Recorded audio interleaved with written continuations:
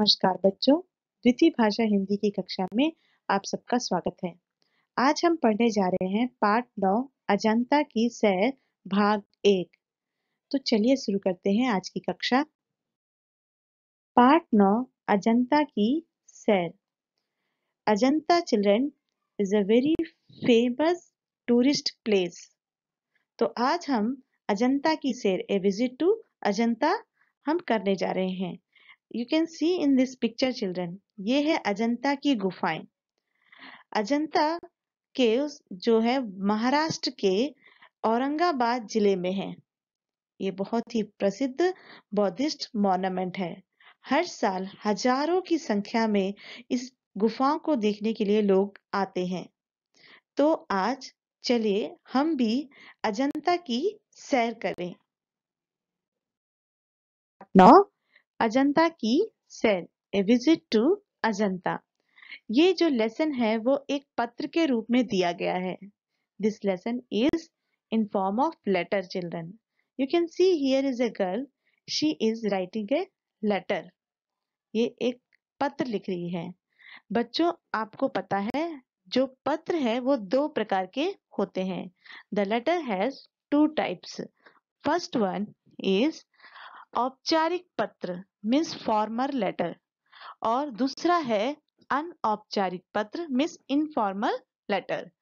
देखो, औपचारिक पत्र जो कि सरकारी दफ्तरों में, ऑफिसर्स में, या फिर किसी ऑफिसर को या फिर स्कूल में प्रिंसिपल को ये लिखा जाता है, इसे कहते हैं औपचारिक पत्र।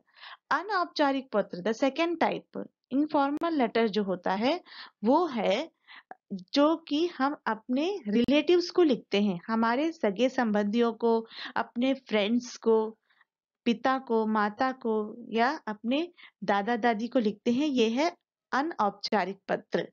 तो ये जो पत्र दिया गया है, today we are going to read this lesson. This is अनौपचारिक पत्र, इनफॉर्मल लेटर है।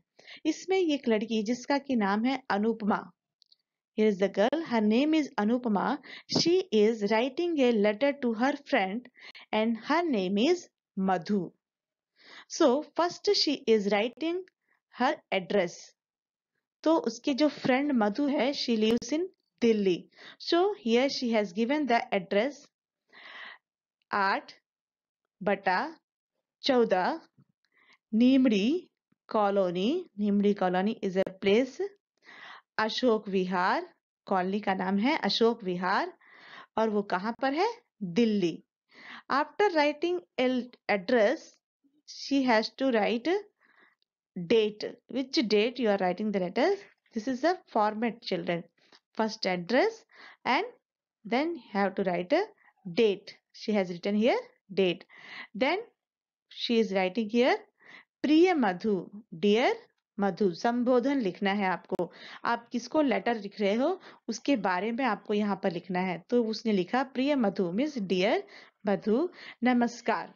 उसने लिखा हेलो। अब ये जो लेटर स्टार्ट होता है, ठीक है। तुम्हारा पत्र मिला, पढ़कर बहुत खुशी हुई कि तुमने दशहरे की छुट्टियों में खूब मजे किए। मैं और रोहित इस बार दशहरे की छुट्टियों में महाराष्ट्र गए थे, अपने मामा जी के घर। मुझे शुरू से ही मूर्तियों, चित्रों और रंगों ने अपनी ओर आकर्षित किया है। मामा जी के घर जाने के पीछे एक कारण यह भी था, इस बहाने हम अजंता की गुफाओं की कलाकारी का आनंद ले लेते। So here this girl Anupama is writing to her friend Madhu, तुम्हारा पत्र मिला, I have received your letter and I am happy to read that you had a lot of fun. खूब मजे किए, you had lot of fun in this Dussehra vacation. दशहरे की छुट्टी में तुमने बहुत मजे किए।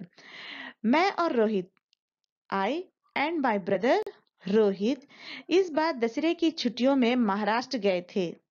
I and my brother Rohit, we went to Maharashtra on this Dasara vacation. अपने मामा जी के घर, अवर मैटरनल अंकल्स हाउस। मुझे शुरू से ही मूर्तियों, चित्रों और रंगों की ओर आकर्षित किया है। First onwards, I am very attracted with this idols, pictures, and colors. This Anupama is writing. Then she likes paintings, idols. She likes all that. मामा जी के घर जाने के पीछे यह एक कारण यह भी था. So going to the Mama ji's house, one of the reason is she wanted to, on this way she wanted to see Ajanta की गुफाएं, अजंता caves. वहां की जो पेंटिंग है उसको वो क्या कर सके, इंजॉय कर सके, देख सके. तो इसलिए वो अजंता जाना चाहती थी अपने मामा जी के घर और वो अपने वेकेशन में गई थी. हम सपरिवार रेलगाड़ी से मामा जी के घर पहुंचे. सपरिवार, द होल फैमिली, नो, हमारे पूरे परिवार के साथ we went to mama ji house by train. रेलगाड़ी मतलब ट्रेन, ट्रेन से गए. मामी जी हमें देखकर बहुत खुश हुई और हम उन सब से मिलकर. एंड मामी जी, our aunt, is she feeling very happy by seeing us and meeting us. सुबह होते ही हम एक अलग सपनों की दुनिया में पहुंच गए. वह दुनिया थी अजंता की गुफाओं की दुनिया. जब सुबह हुई तो वो एक अलग दुनिया में पहुंच गए. The next day morning they have went in A such a different dream world. वो कौन सा ड्रीम वर्ल्ड था? वो था अजंता की गुफाएं. The world of Ajanta caves. क्योंकि अजंता की गुफाओं में दीवारों, छतों पर सुंदर चित्र बने हुए थे. When she entered, you can see in this picture Ajanta caves here. When she entered into these caves, she has seen the beautiful pictures on the wall of Ajanta caves. जिस तरह की दुनिया हम आजकल देखते हैं, the kind of world which we have seen nowadays, वहाँ के शहर, कस्बों की इमारतों की दीवारें आमतौर पर सपाट और कोरी होती हैं. Now you can see in the शहर, the cities and the other buildings, the walls of other buildings, you can see they are सपाट, means plain, कोरी होती है, प्लेन होती है, उसमें कोई कलर्स नहीं होते, बस हम एक पेंटिंग कर देते हैं वॉल्स पे, दैट्स ऑल. फिर वह चाहे घर हो या ऑफिस हो, वेदर इट इज ऑफिस और other places in the cities. शहरों में तो ज्यादा से ज्यादा कोई चित्र टांग दिया जाता है.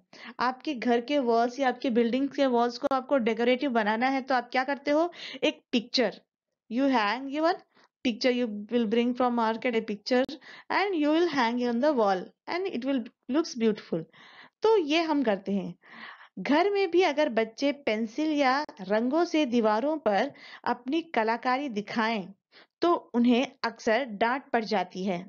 If the children are taking their pencils and colors and they're writing on the wall, they're showing their talent, they're showing their art on the wall, then they'll get beatings or they'll be scolded by their parents because we like only the plain walls.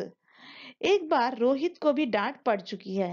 And here Anupama's brother also got the scolding because he also draw the pictures on the wall.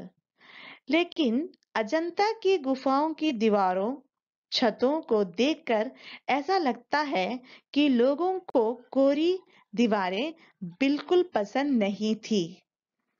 But looking at the Ajanta's wall, children, Ajanta's the caves walls, then we can say that those time the people they did not like the plain walls.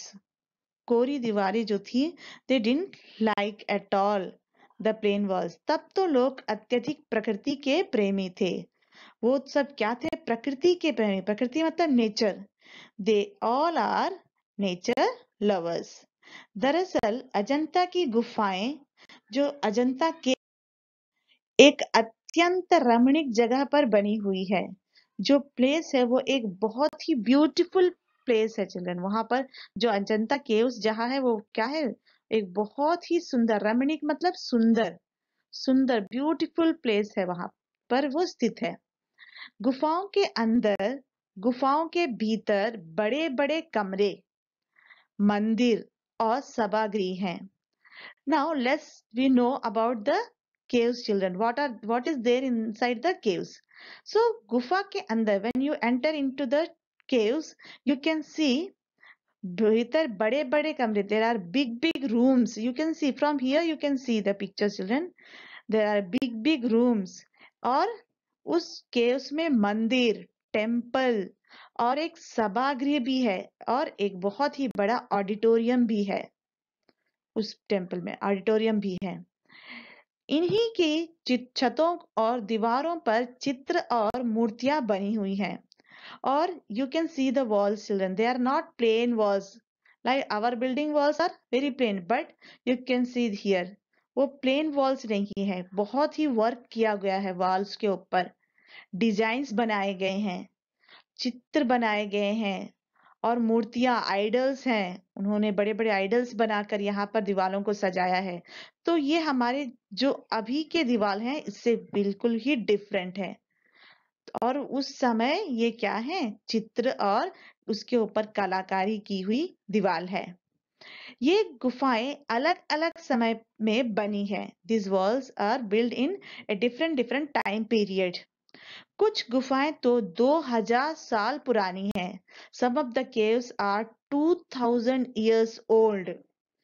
See children, the 2000 year before, how the people are making this temples and this architecture you can see.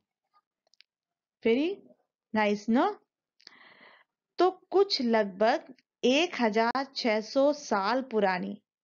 So some of the caves are 1600 years old. So they all built in a different time period. क्या तुम जानती हो कि ये गुफाएं किसने बनवाई थी? Now here Anupama is asking to her friend Madhu, do you know who built these caves? Children, you also want to know na who built these big caves? No?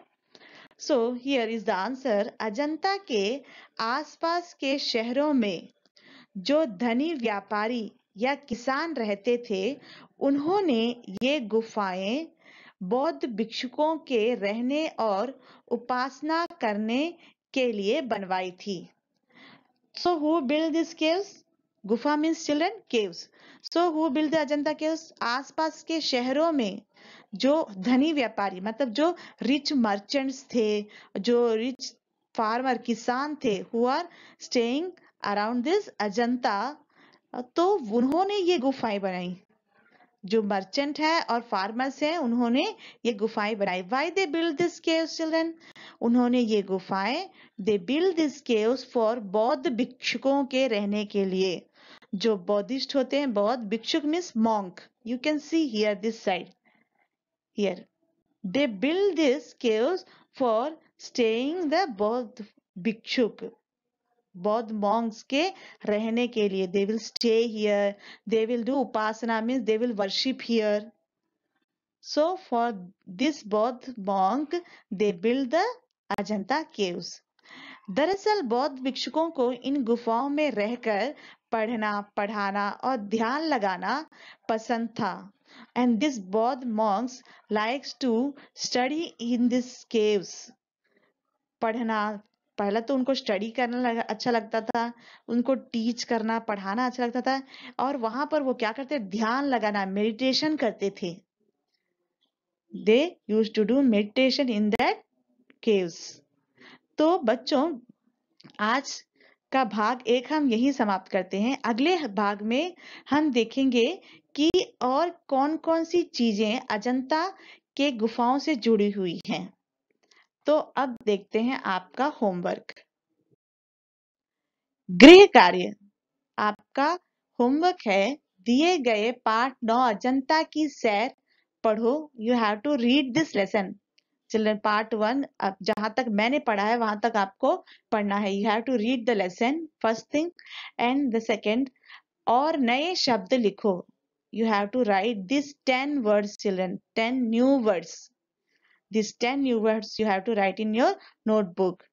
पहला है महाराष्ट्र, गुफाएं, रमणीक, आकर्षित, सभागृह, बौद्ध, भिक्षुक, मूर्तियां, प्रकृति प्रेमी, कलाकारी। इन शब्दों को आपको अपने नोटबुक पे लिखना है। तो बच्चों, आज की कक्षा हम यही समाप्त करते हैं। अगली कक्षा में हम फिर मिलेंगे। धन्यवाद।